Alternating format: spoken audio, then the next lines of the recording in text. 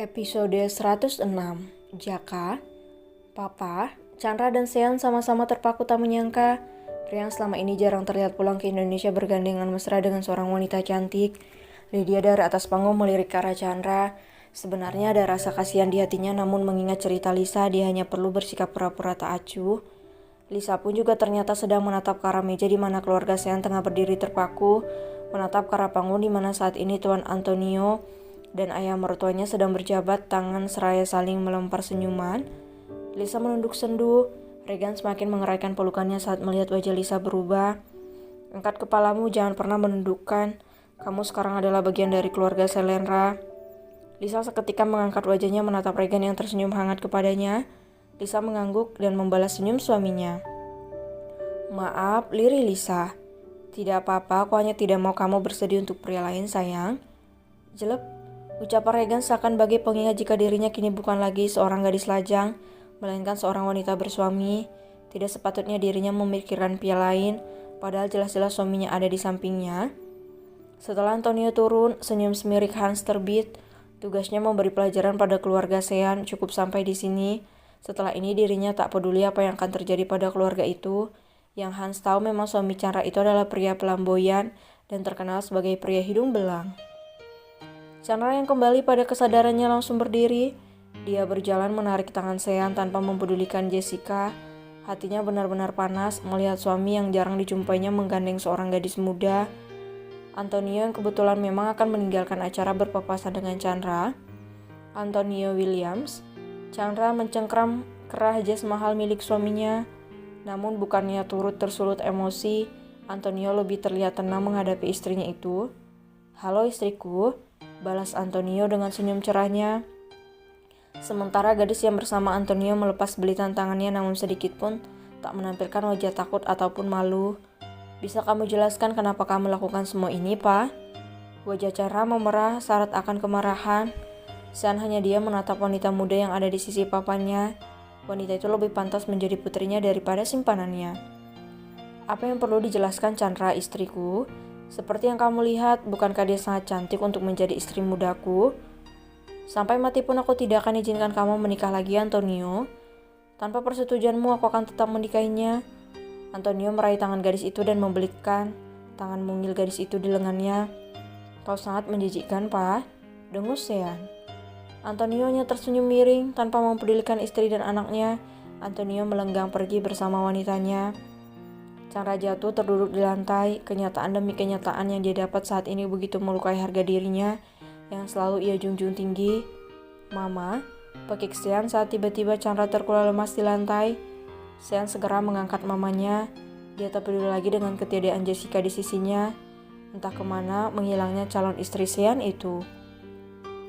Acara resepsi Regan dan Lisa telah usai, meninggalkan banyak kegembiraan bagi semua orang yang hadir dan memberi sekelumit rasa sakit untuk beberapa orang.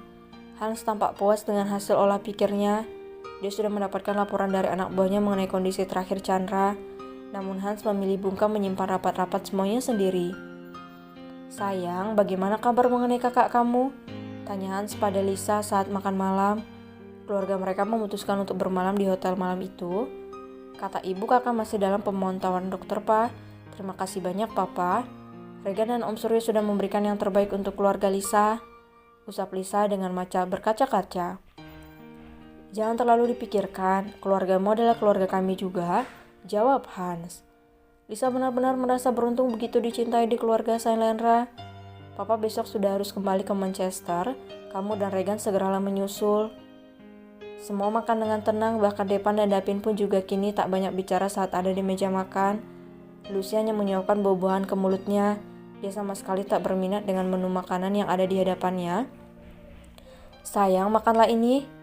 Surya mencapit sepotong kue daging untuk Lucy, namun wanita hamil itu menggeleng tak berselera.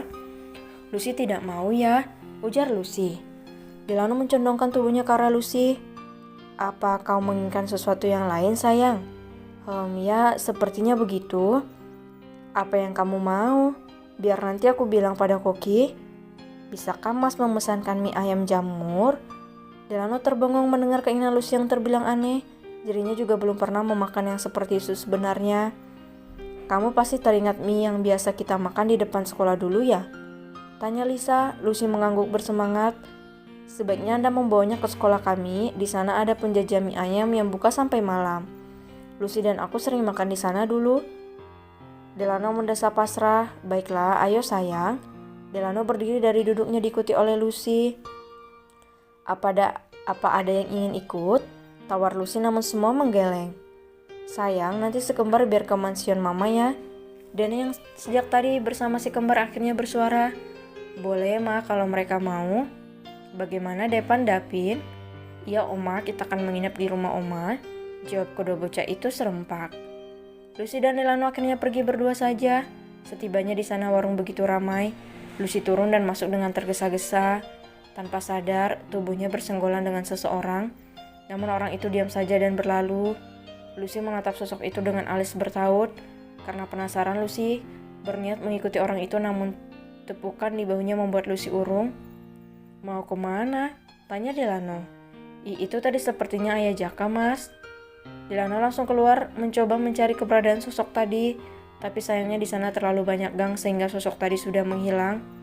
Kamu yakin tadi Jaka? Tanya Delano memastikan. Lucy mengangguk, selera makannya mendadak hilang. Dia meminta pulang pada Delano. Delano segera menghubungi Surya agar menyebarkan orangnya di sekitar lokasi. Sementara itu, orang yang tadi menyenggol Lucy bersandar di bawah tiang listrik sambil mengatur napasnya. Sial, kenapa harus bertemu sekarang? Gumam Jaka kesal. Dia memang berniat membalas dendam, namun bukan pertemuan seperti ini yang diharapkan. Bisa-bisa dirinya tertangkap duluan sebelum membuat perhitungan. Delano menatap khawatir pada Lucy. Sejak dari warung tadi, Lucy terus diam tanpa bicara. Delano pikir Lucy mungkin kembali mengingat traumanya. Tapi sebenarnya bukan itu yang ada di pikiran Lucy saat ini. Dia justru menyesal tak berbuat sesuatu tadi saat bertemu Jaka.